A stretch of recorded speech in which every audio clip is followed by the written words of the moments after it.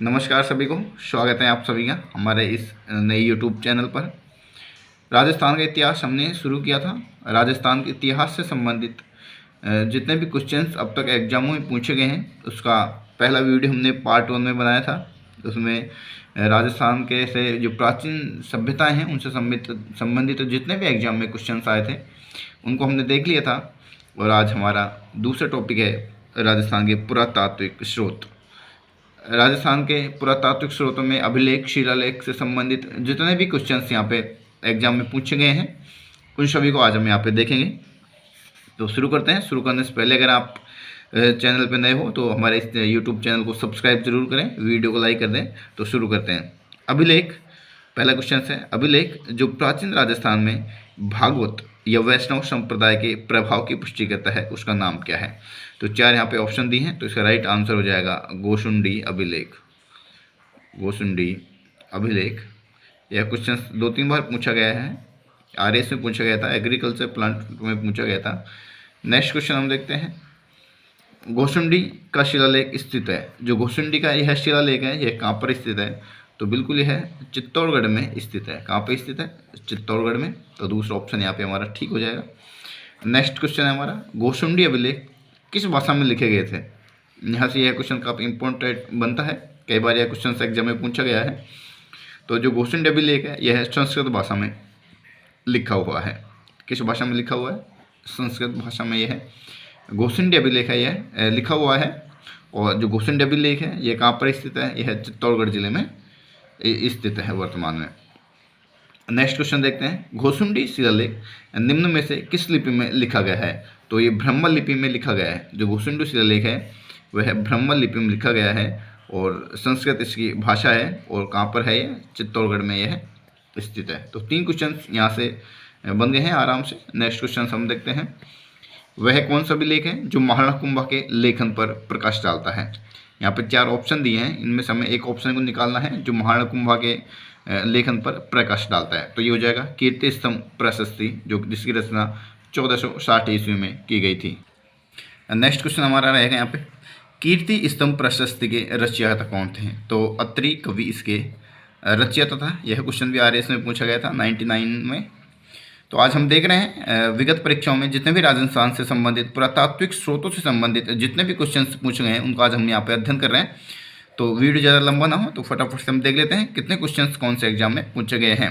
तो next question देखिए, कीर्ति स्तंभ की प्रशस्ति की रचना किसने की थी। तो कवि अत्रि और उसके पुत्र महेश ने इसको पूरा किया था। नेक्स्ट क्वेश्चन है हमारा, निम्न कथनों में से कौन सा कथन से चीरवा शिलालेख के बारे में सही है। 4 ऑप्शन दिए हैं जिनमें से हमें चीरवा शिलालेख के बारे में सही कथन को यहाँ पे चुनना है। तो पहला है यह 1273 ईस्वी में संस्कृत भाषा में उत्कीर्ण है, बिल्कुल सही हो जाएगा। यहाँ से रतन प्रभ सूरी इसके प्रशस्तिकार हैं, जो कि बिल्कुल सही हो जाएगा। चीरवा अभिलेख के बारे में हम बात कर रहे हैं। इसके शिल्पी देलहन थे, जो कि गलत हो जाएगा। अग्निकुल से उत्पन्न राजपूतों का इसमें उल्लेख किया गया है, ये गलत हो जाएगा। इसके शिल्पी देलहन थे। जो चीरवा अभिलेख है इसके शिल्पी कौन थे? देलहन थे। लेकिन अग्निकुल से उत्पन्न राजपूतों को इसमें बताया गया, बिल्कुल ये गलत हो जाएगा। क्योंकि अग्निकुल से राजपूतों को जो उत्पन्न बताया है वह तो पृथ्वीराज रासो ग्रंथ में बताया गया है। तो ये चंद्रवर्धय का था वह है उसमें बताया गया है, इसमें नहीं। तो यहाँ से हमें 1, 2 और 3 सही हो जाएंगे। चौथा ऑप्शन है यहाँ पे गलत हो जाएगा। चैनल को सब्सक्राइब जरूर करें, वीडियो को लाइक करें। देखते हैं नेक्स्ट क्वेश्चन। अगला हमारा क्वेश्चन है, चीरवा शिलालेख किस राजवंश के शासकों का उल्लेख करता है। जो चीरवा शिलालेख है वह मेवाड़ के घुइल शासकों का यहाँ पर उल्लेख करता है। किसको उल्लेख करता है? चीरवा जो शिलालेख मेवाड़ के जो घुइल वंश हैं, सिसोदिया वंश है, उसका यह उल्लेख करता है चीरवा शिलालेख।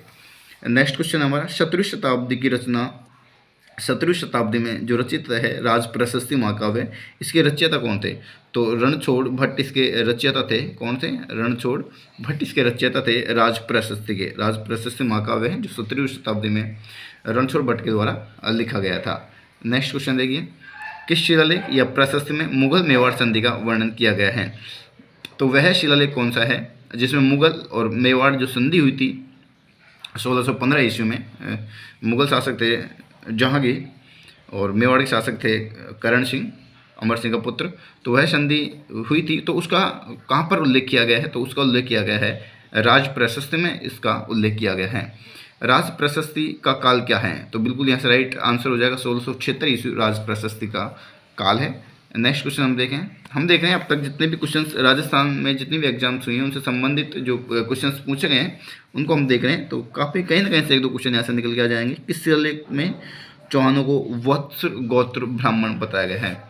4 ऑप्शन दिए हुए हैं, एक ऑप्शन हमको यहाँ से बाहर निकालना है।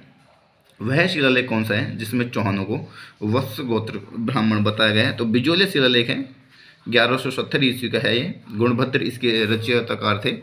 इसमें बताया गया है कि जो चौहान है वह वत्स गोत्र के ब्राह्मण थे। यह बिजोलिया जो शिलालेख है यह भीलवाड़ा जिले में स्थित है। गुणभद्र इसके जो रचयिता थे, तो इसमें यह बताया गया है। तो नेक्स्ट क्वेश्चन देखिए, बिजोलिया अभिलेख किस वंश के इतिहास की जानकारी का महत्वपूर्ण साधन है? जो बिजोलिया शिलालेख है वह किस वंश के शासकों के बारे में जानकारी देता है? तो चौहान वंश के बारे में है जानकारी देता है। बिजोलिया शिलालेख बताता है कि चौहानों का जो संस्थापक था, जो वह था, उसके बारे में बताता है बिजोलिया शिलालेख की। वासुदेव नामक चौहान ने इस वंश की स्थापना की थी, ऐसा कुछ इसमें बताया गया है। बिजोलिया अभिलेख का काल है तो 1170 ईस्वी, मैंने अभी बताया था 1170 ईस्वी का यह बिजोलिया शिलालेख बताया गया है। नेक्स्ट क्वेश्चन देखिए, निम्न में से कौन सा शिलालेख चौहान राजवंश की वंशावली के बारे में जानकारी उपलब्ध करवाता है?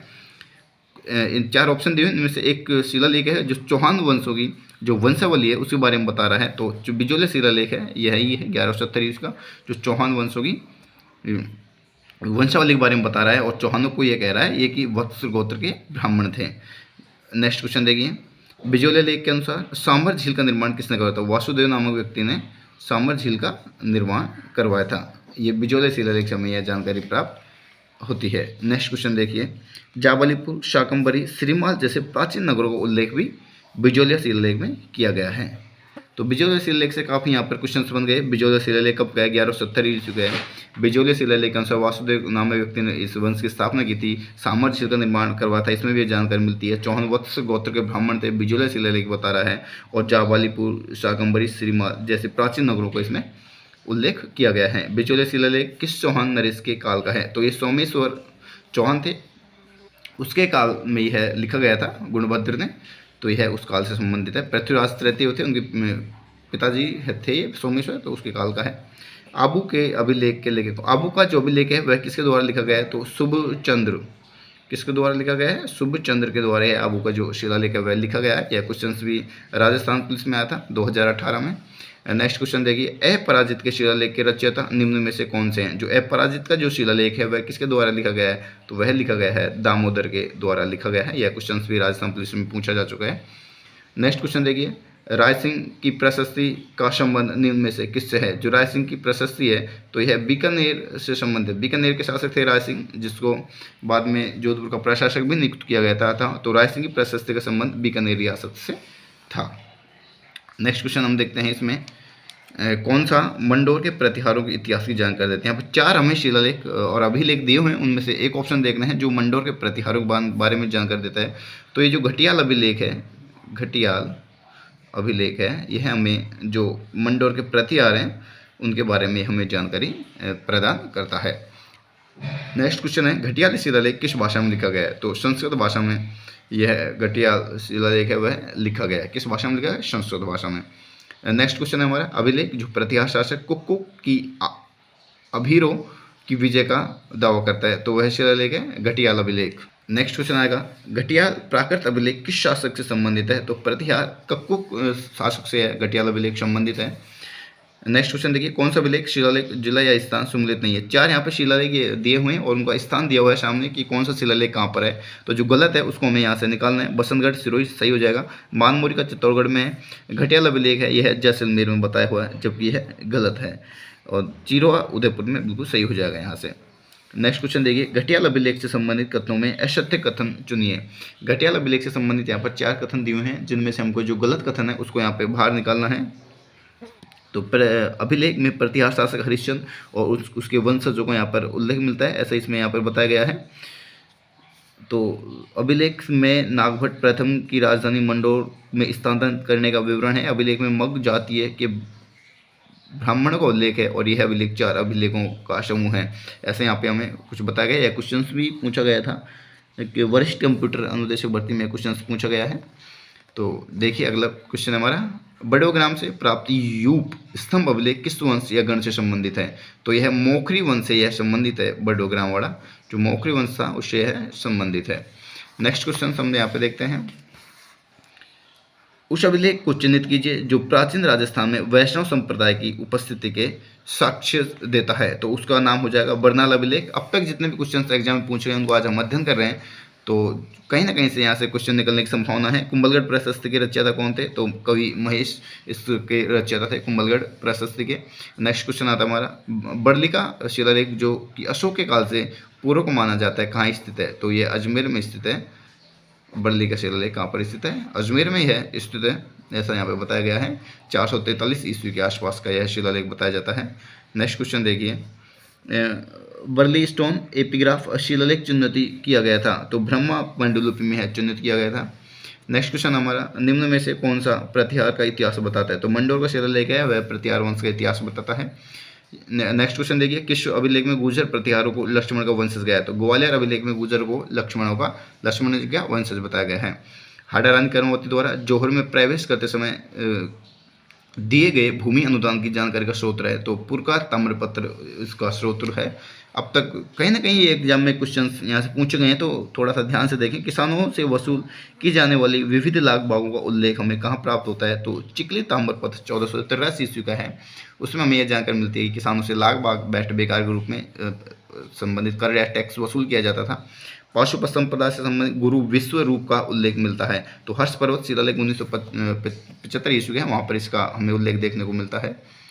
नेक्स्ट क्वेश्चन हो जाएगा हमारा, महानकुंभा के समय में का प्राचीनतम ज्ञात अभिलेख विक्रम संवत 1490 ईस्वी से प्राप्त होता है। वह किस ग्राम में? तो पदराड़ा ग्राम में वह हमें प्राप्त होता है वहाँ से। नेक्स्ट हमारा बिजोली अभिलेख, यहाँ पे सही काल मतलब कि कौन सा शिलालेख है वह कब लिखा गया था उसके अकॉर्डिंग यहाँ जमाना, जैसे बिजोली 1170 ईस्वी में लिखा गया, इस तरह से डेट के अकॉर्डिंग यहाँ पे हमें ये सेट करना होगा। नेक्स्ट क्वेश्चन आएगा हमारा, रसिया की क्षत्रिय अभिलेख का नाम उत्कीर्ण है? तो नरवर्मा घुइल नाम उत्कीर्ण है। नेक्स्ट क्वेश्चन आएगा, निम्न में से कौन सा अभिलेख चित्तौड़गढ़ के प्रारंभिक इतिहास पर प्रकाश डालता है? तो जो मानमौर्य का अभिलेख है 734 ईस्वी का, यह हमें चित्तौड़गढ़ के इतिहास जो प्रारंभिक इतिहास है वो उस पर यहाँ पर प्रकाश डालता है। नेक्स्ट क्वेश्चन हम देखेंगे, शिलालेख प्रशस्ति और उसके उत्कीर्ण वर्ष को सही जोड़े से हमें क्या करना है? मिलान करना है। जैन भर्ती में यह क्वेश्चन आया था। तो अश्लेश्वर 1285, बिजोलिया 1170, चिरवा 987 और कुंभलगढ़ प्रशस्ति 1460 ईस्वी। तो हमें क्या करना है? इनको सही से मैच करना है। जैसे बिजोलिया से 1170 ईस्वी का है, बिल्कुल यहाँ पे सही हो जाएगा। और बिजोलिया अश्लेश्वर है 1285 ईस्वी का है, इसमें यहाँ पे 4 ऑप्शन से हमें यहाँ पर दिया हुआ है, तो ये भी सही हो जाएगा। चिरो 987 ईस्वी का, ये थोड़ा गलत हो जाएगा यहाँ से। और कुंभलगढ़ प्रशस्ति 1460 ईस्वी का, ये भी यहाँ से ठीक हो जाएगा। निम्न में से प्रशस्तियों को उनके समय अनुसार सम्मिलित कीजिए। तो जो इनका टाइम है कौन सा कब लिखा गया उसके अकॉर्डिंग यहाँ पे हमें इनको सेट करना होगा।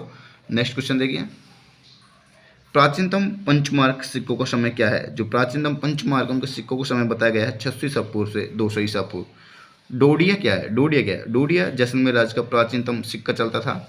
गधिया सिक्के किस राज्य से संबंधित थे? तो उदयपुर राज्य से संबंधित है। मेवाड़ राज्य का सिक्का नहीं है। 4 ऑप्शन दिए, रामशाही, रावशाही, डोडिया और ये सभी, तो सभी हो जाएंगे। नेक्स्ट क्वेश्चन है, झारसाई सिक्का कौन सी रियासत में प्रचलित था? तो ये झारसाई सिक्का है, यह जयपुर रियासत में प्रचलित था। तो आज हमने देखे अब तक जितने भी क्वेश्चंस हैं राजस्थान में जितनी भी परीक्षाएं हुई हैं उनमें से संबंधित जितने क्वेश्चंस एग्जाम में पूछे गए उनके बारे में आज हमने यहाँ पर अध्ययन किया। बाकी राजस्थान के जो अभिलेख और शिलालेखों से संबंधित 1-2 क्वेश्चन यहाँ से निकलने की काफ़ी संभावना है। तो चैनल पर नए हो तो चैनल को सब्सक्राइब करें। मिलते हैं नेक्स्ट वीडियो में नए टॉपिक के साथ। धन्यवाद।